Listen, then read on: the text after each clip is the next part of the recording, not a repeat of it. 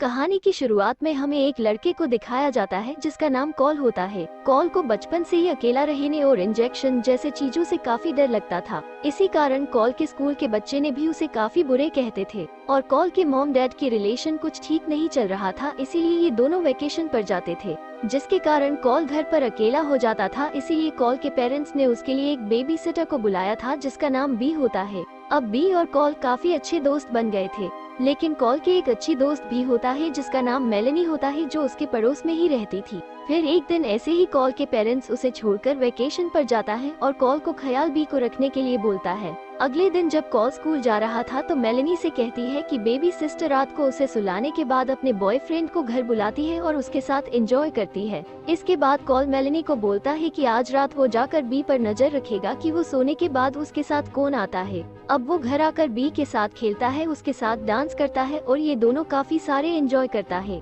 अब ये दोनों फिल्म देखने के बाद कॉल सोने के लिए अपने रूम में आ जाता है, लेकिन सोने से पहले वो मेलेनी को मैसेज करता है, जहाँ पर मेलेनी उसे याद दिलाती है कि उसे आज रात बी पर नजर रखनी है क्योंकि उसके सोने के बाद ही वो कुछ करेगी। इसके बाद यहाँ पर बी आ जाती है जो कॉल को पीने के लिए पानी देती है, लेकिन कॉल उसे पीने के बजाय फेंक देता है और अपने बेड पर जाकर सोने की एक्टिंग करने लगता है। अब जैसे ही बी उसके कमरे से बाहर जाती है तो कॉल भी उसके पीछे पीछे जाता है और तभी वो देखता है कि बी ने यहाँ अपने कुछ दोस्तों को बुलाया हुआ था, जिन लोगों का नाम मैक्स, जॉन, एलिसन, सोनिया और सैमुअल होता है।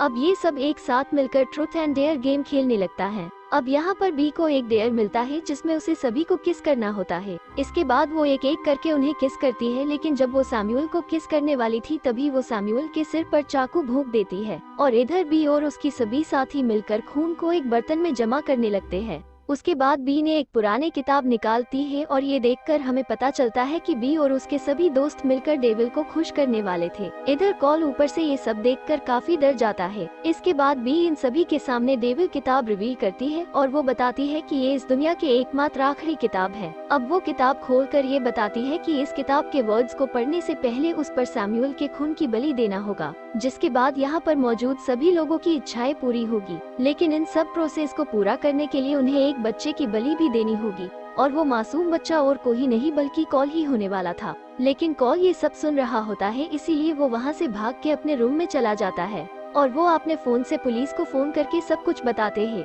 तभी कॉल को बी के आने की आवाज सुनाई देता है और वो अपने बेड में जाकर सोने की एक्टिंग करने लगता है। इसके बाद यहाँ पर बी और उसके सारे दोस्त आ जाते हैं और बी ने एक इंजेक्शन की मदद से कॉल के खून निकाल लेती है। कॉल को इंजेक्शन से काफी डर लगता था, लेकिन यहाँ पर कॉल इंजेक्शन लगाते समय जरा सा भी आवाज नहीं करता है। इसके बाद बी कॉल के ब्लड लेकर सभी के साथ नीचे चली जाती है, जिसके बाद कॉल यहाँ से भागने का प्लान बनाता है और कुछ कपड़ों की मदद से खिड़की से भागने की कोशिश करता है। लेकिन तभी यहाँ पर बी आ जाती है, जिसके बाद कॉल ब्लड निकालने की वजह से कमजोरी के कारण बेहोश हो जाता है और थोड़ी देर बाद जब कॉल को होश आता है तो वो खुद को एक चेयर में बंधा हुआ देखता है और उसके सामने बी और उसके सारे दोस्त होते हैं। कॉल सबको ऐसा दिखाता है कि उसे तो कुछ पता ही नहीं है। फिर कॉल बी से पूछते कि ये सब लोग कौन है और तुमने मेरा खून क्यों निकाला। अब बी को भी लगने लगता है कि कॉल सच बोल रहा है और उसे कुछ भी पता नहीं है। वो कॉल को बताती है कि हमने तुम्हारा खून अपने साइंस प्रोजेक्ट के लिए निकाला था। कॉल बी को बोलता है कि तुम मुझे ऐसे ही बोल देते कि तुमको साइंस प्रोजेक्ट के लिए मेरा खून चाहिए तो मैं तुमको अपना खून खुद ही दे देता।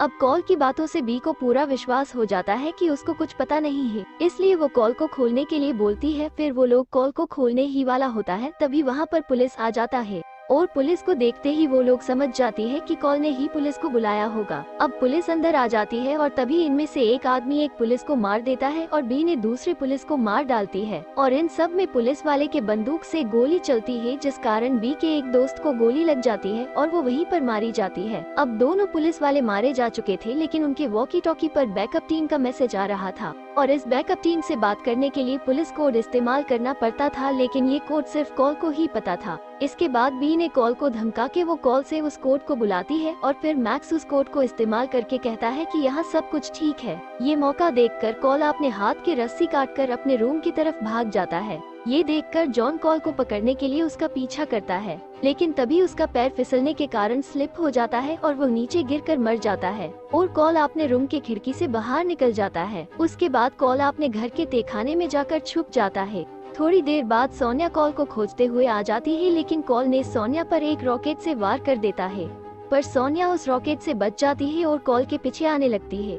फिर कॉल जल्दी से भागकर वहां से बाहर निकलता है और वहां का गेट बंद करके उसे वहीं पर बंद कर देता है। फिर कॉल एक स्प्रे लेकर सोनिया पर लगा देता है और उस स्प्रे और आग के रिएक्शन के कारण वहां पर एक बड़ा धमाका हो जाता है और सोनिया वहीं पर मर जाती है। इस धमाका की आवाज सुनकर मैक्स उसके पीछे जाता है और कॉल को मारने की कोशिश करता है। कॉल जैसे तैसे करके मैक्स से भागते हुए एक ट्री हाउस में चढ़ जाता है, लेकिन मैक्स भी वहां आ जाता है और ये दोनों वहीं पर लड़ने लगता है। तभी ये दोनों ट्री हाउस से नीचे गिर जाते हैं। इसी बीच एक रस्सी मैक्स के गले में फंस जाता है, जिससे वो वहीं पर लटक के मर जाता है।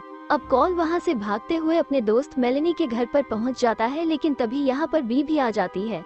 इधर कॉल मेलेनी को अपने दिल की बात बताता है। फिर मेलेनी भी कॉल को लाइक करती है, इसलिए कॉल मेलेनी को बचाने के लिए उसकी घर से निकल के वापस अपने घर आ जाता है। जब कॉल अपने घर पहुंचता है तो उसने वहां पर एलिसन को देखता है। फिर कॉल एलिसन को चेक करने के लिए उसके पास जाता है तो तभी अचानक एलिसन होश में आ जाती है और कॉल को मारने लगता है।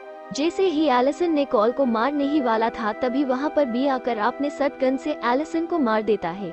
इसके बाद बी कॉल को मारने के लिए उसके पास जाती है, लेकिन तभी कॉल को वहां पर उस किताब नजर आता है और उसने उस डेविल किताब उठाकर उसे जला देने की धमकी देता है। अब बी डर जाती है क्योंकि ये किताब इस दुनिया की आखिरी किताब थे, जिसके कारण बी उसे नहीं मारने के लिए कसम खाती है। और तभी यहाँ पर हमें पता चलता है कि बी ने इस डेविल किताब को कई बार इस्तेमाल कर चुकी थी, जिस कारण उसकी काफी सारी इच्छाएं भी पूरी हो चुकी थी। यानी कॉल एकमात्र मासूम बच्चा नहीं है, बल्कि उसने पहले भी बहुत सारे बच्चों की अपने डेविल किताब को बलि दे चुकी थी। और तभी कॉल ने उस डेविल किताब पर आग लगा देता है। फिर बी उस जली हुई आग को बुझाने की कोशिश करता है, जिसके बाद कॉल बाहर आकर मेलेनी के पापा के कार चलाकर बी को ठोक देता है। इससे बी गाड़ी के नीचे दब जाती है और वो वहीं पर मर जाती है। अब कुछ समय के बाद यहाँ पर पुलिस और कॉल के पेरेंट्स भी आ जाती है, जिसके बाद यहाँ सब कुछ निर्मल हो जाता है। और अब कॉल ने ये भी प्रूव कर दिया कि उसने अपने डर को भी कंट्रोल कर लिया है और अब उसे किसी भी बेबी सिटर की जरूरत नहीं है। लेकिन तभी हम यहाँ पर एक फायर फाइटर को देखते हैं जो गाड़ी के नीचे बी को देखता है, तो वहाँ पर बी नहीं होता है,